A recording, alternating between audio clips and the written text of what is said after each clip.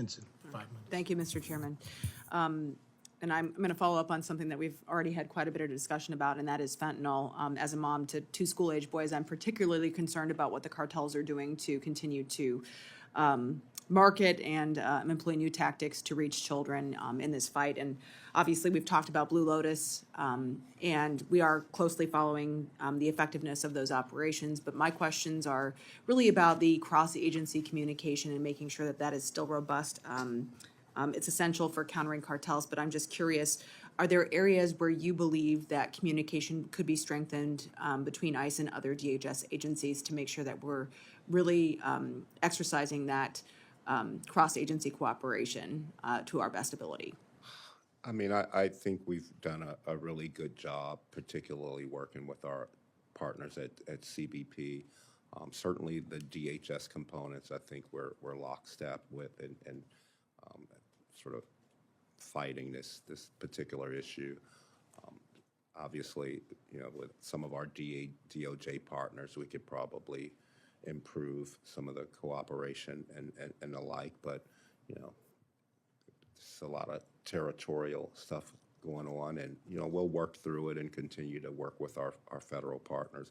But I do think that, you know, CBP, as long as we're both resourced appropriately, and Blue Lotus is a great example, I mean, of us just having the ability to focus and send more agents down to just help with this problem, we'll get the results. So, I mean, we're going to continue to ask for additional funding to deploy to the border, to the southwest border, to our best teams that are heavily focused on this fentanyl crisis. Well, and I think everybody understands, and we've seen plenty of turf battles in the work that we do here, but we want to make sure that we're fulfilling that mission of being able to stop this fentanyl coming into the hands of our children.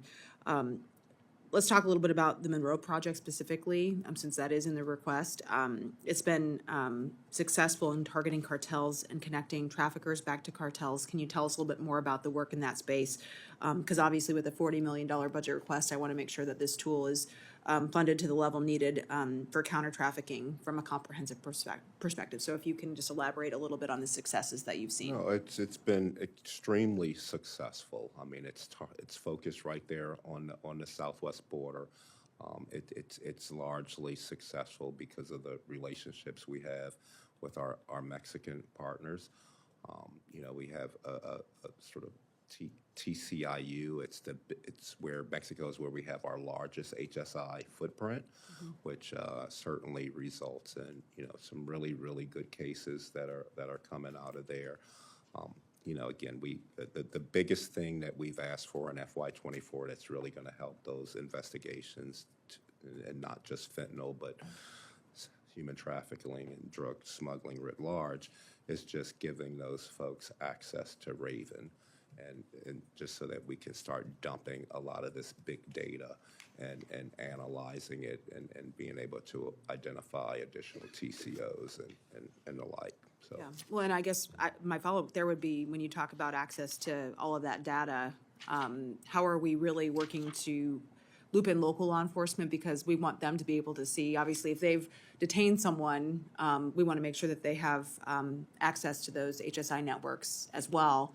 What are you doing to make sure that that cooperation and that information is empowered to local law enforcement as well? So there's about 4,000 state and local folks that are part of our task forces all throughout the country, and so we are pretty plugged in to the state and locals. I mean, HSI is I mean, there's a lot of folks that would prefer to work with HSI than some of the other federal partners, so that is, you know, benefits us tremendously, and we'll continue to sort of reach out to our state and locals where those relationships don't exist to try to create those partnerships. Absolutely. Well, I heard from a local sheriff recently who said, you know, the cartels are so embedded even in a community in Iowa that it's like a hydra. You cut off one head and then two more pop up. And it's terrifying to think that that's happening right along Interstate 35 in my district. So real quick question. Obviously, you're talking about the need for additional full-time employees. My concerns are with morale within the agency because it is a very challenging space to work in. But are you concerned about being able to fulfill the hires to meet those needs? I think we will have no issues filling the positions.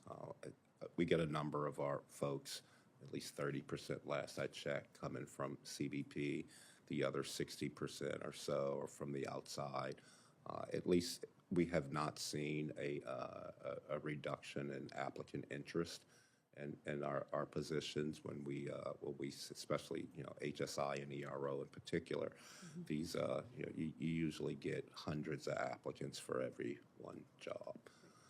So, you know, despite the abolish ICE sort of rhetoric and some of the targeted accusations, we have still been fortunate enough to be able to keep a steady stream of applicants. Thank you. I yield back.